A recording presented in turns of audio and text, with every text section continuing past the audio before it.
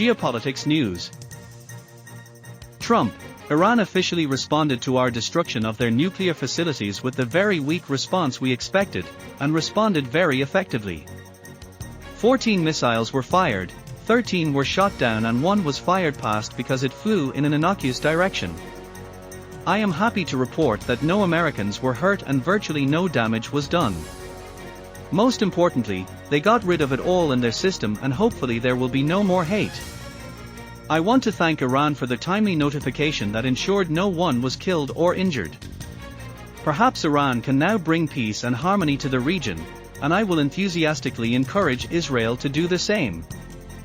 Thank you for your attention to this issue. Trump, congratulations to the world, it's time for peace. White House spokesman to Axios publication, Trump's goal now is to end the war, and is going to make that clear to Netanyahu. Trump said on Truth Social that Iran and Israel have agreed on a ceasefire.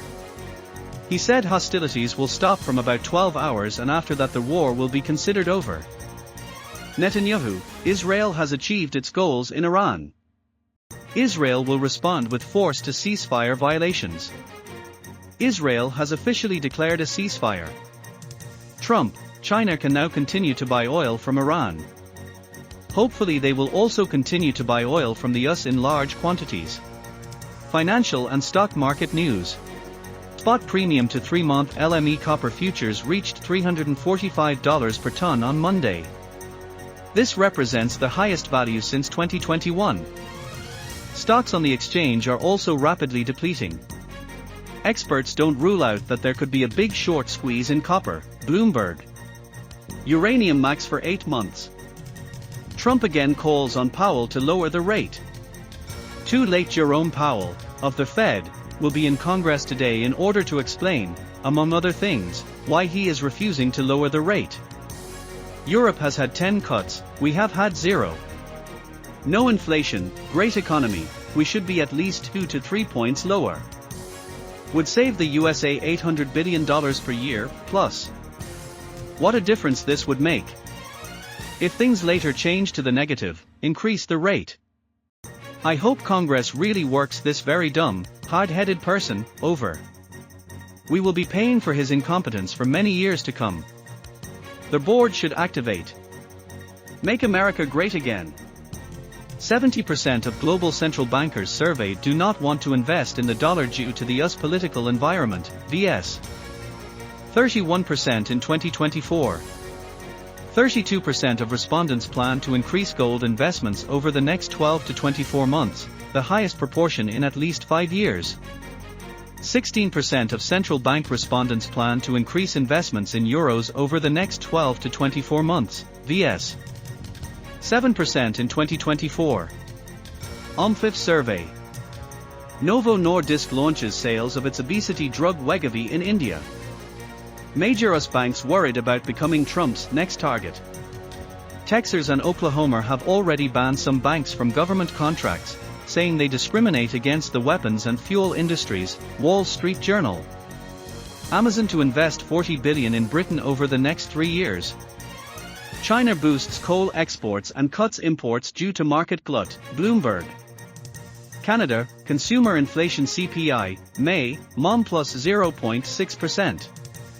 YOY plus 1.7%. Core CPI plus 2.5%. Consumers in the US have never been more pessimistic about the economy. ECB to cut rate one more time this year by 0.25%, likely in September, analysts, Reuters poll. Powell, we expect to see significant inflation effects from duties in June, July, August. If we don't see that, it will lead to a rate cut sooner. Crypto World News. 66% of the largest traders on Hyperliquid are currently shorting crypto, Cointelegraph. Sentiment, tokens that whales are now actively moving to exchanges. Texas has become the first US state to create a state-funded BTC reserve, setting aside $10 million for purchases.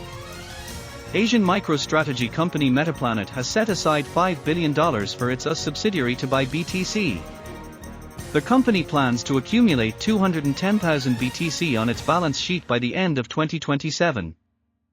UK-based Finance Limited, ticker BTC, has started buying BTC for balance. Binance Limited plus 21%. BlackRock's BTC ETF sees sustained strong demand, Bloomberg analysts. UK-based Smarter Web company bought another 197 BTC for its balance sheet. Japan's financial regulator has proposed to classify cryptocurrency under the Financial Instruments and Exchange Law.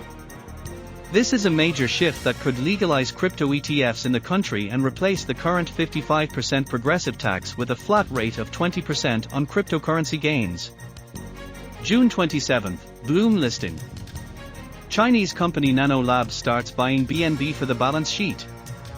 The first ever Ton demo day will be held today. The best Web3 enthusiasts of the Ton ecosystem will present their projects to the world's largest venture fund. MasterCard has joined the Global Dollar Network Stablecoin Consortium. Top 10 largest cap projects by 24H price gain. Crypto betting platform Polymarket valued at more than $1 billion in latest funding round, The Information.